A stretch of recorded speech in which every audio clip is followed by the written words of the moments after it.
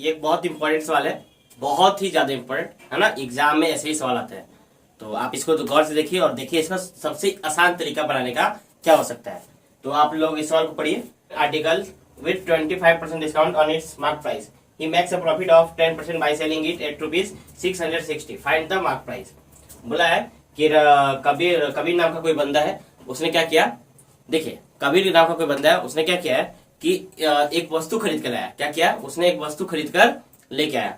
जब उसने वस्तु खरीदने गया तो उसे क्या हुआ, उसको 25% डिस्काउंट मिला। जैसे कि कोई दुकानदार है, मान लीजिए कोई दुकानदार भी कोई सामान कहीं से खरीद के लेके आता है, वो गया कहीं से खरीदने गया तो उसे उस पर उसको 25% का डिस्काउंट मिला।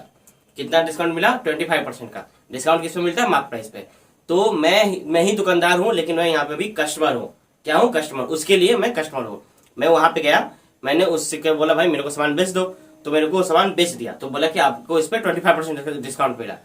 तो मेरे को वो वस्तु 25% डिस्काउंट पर, यानी मेरे को 75 रुपए पे मिल गया। मान लीजिए 100 रुपए का वस्तु है और 25 रुपए का डिस्काउंट हुआ, तो मेरे को कितने में मिल गया, 75 रुपए में। मैंने क्या किया, उसको लेके आया और मैंने उसको क्या किया, किसी और को बेच दिया। कितना प्रॉफिट रख के, 10% प्रॉफिट रख के। तो यहाँ पे मेरे को सेलिंग प्राइस उसका दे दिया है। 10% जो प्रॉफिट किया हूं मैंने, उसका वहां पे सेलिंग प्राइस दिया 660 रुपया। तो पूछा गया उसका जो मार्क प्राइस था, जो दुकानदार था, जो मेरा जिससे मैं खरीद कर लाया हूँ, उसने उसको कितना मार्क प्राइस पे फिक्स किया था, आपको ये निकालना है। आपको सवाल समझ में आ गया होगा। सवाल आपसे पूछा गया है, तो आपको यहाँ पे सबसे पहले मार्क प्राइस दिया है। ये मार्क प्राइस उस दुकानदार का है जिससे मैंने खरीद कर लाया है, और यहाँ पे सीपी दिया है। मैंने जो वस्तु खरीद कर लाया, मैंने इसको क्या किया, किसी और को प्रॉफिट पे बेच दिया। तो प्रॉफिट पे बेच देने से क्या होता है, सेलिंग प्राइस। मेरे को यहाँ पे 25% का डिस्काउंट मिलता है और मेरे को यहाँ पे 10% का प्रॉफिट होता है ना। तो हमको मार्क प्राइस निकालना है और हमको यहाँ का सेलिंग प्राइस दे के रखा है कितना, 660 रुपया।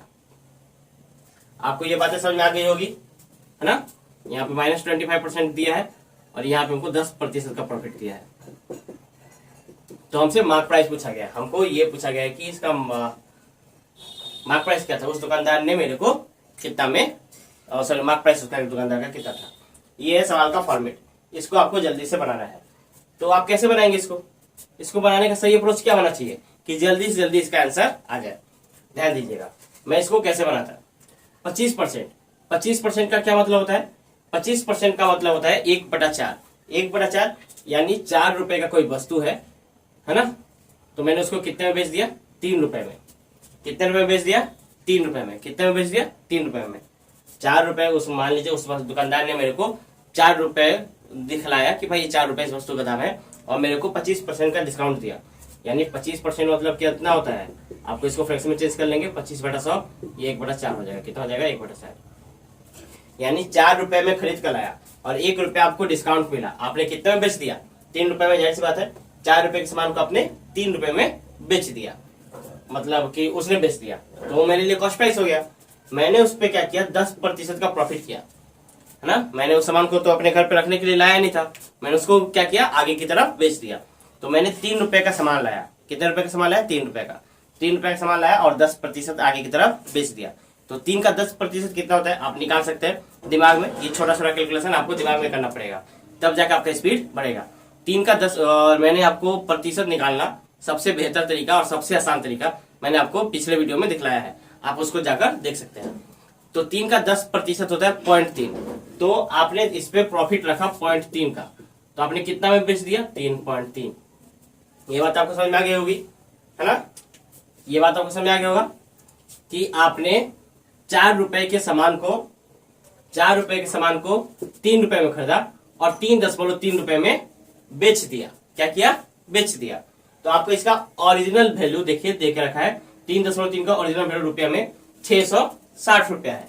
तो देखिए यहाँ पे आप डेसिमल देखिए, आपको यहाँ पे शायद कैलकुलेशन करने में आपको थोड़ी सी दिक्कत हो। इसको हम लोग क्या करेंगे, इसको हम लोग इजी कर सकते हैं। यहाँ का जो डेसिमल है, डेसिमल में कितने डिजिट है, 1 डिजिट है, तो आपको यहाँ पे 1 0 यहाँ पे बढ़ा दीजिए और ये 0 खा जाइए, बस हो गया आसान आपके लिए।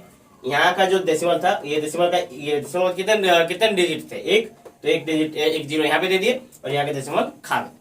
समझ आ गया। अगर आपको ऐसा कभी भविष्य में मिले तो आप क्या करेंगे, इधर देखेंगे कि इधर कितना डिजिट है, कितने नंबर्स है, उसके बदले आप वहां पे नीचे में 0 बैठा दीजिए और डेसिमल उड़ा दीजिए, आपका काम आसान हो जाएगा।